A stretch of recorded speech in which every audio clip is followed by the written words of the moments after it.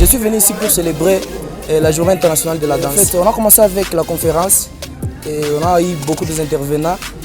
Et à part là même des intervenants, on a eu des intervenants même qui sont de la Belgique. Ils ont intervenir via Zoom.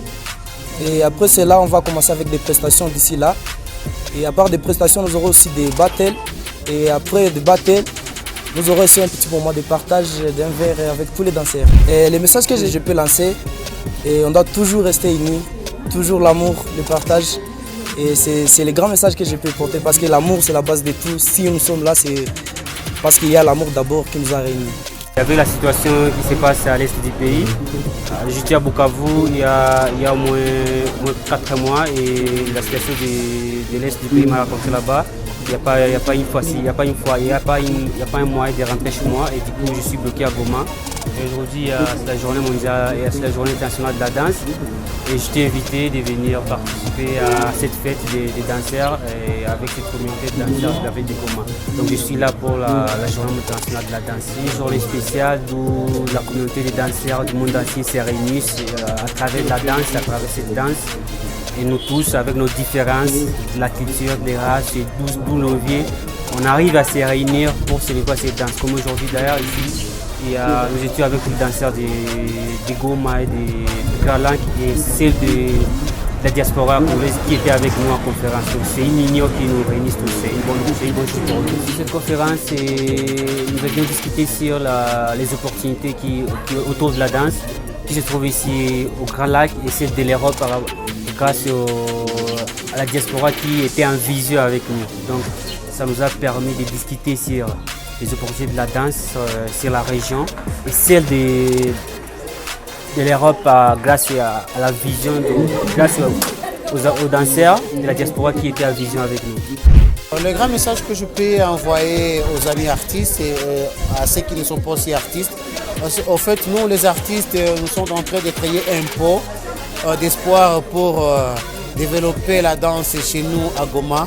Et vu que la situation actuelle, il y a vraiment la guerre qui a rongé beaucoup plus de jeunes.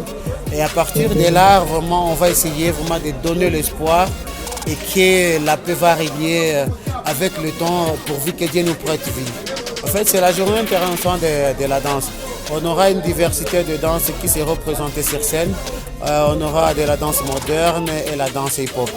Et aussi, la danse hip-hop, c'est moderne. Et aussi, on aura la danse traditionnelle. Et si on parle du traditionnel, vraiment, ce sont des danses communautaires.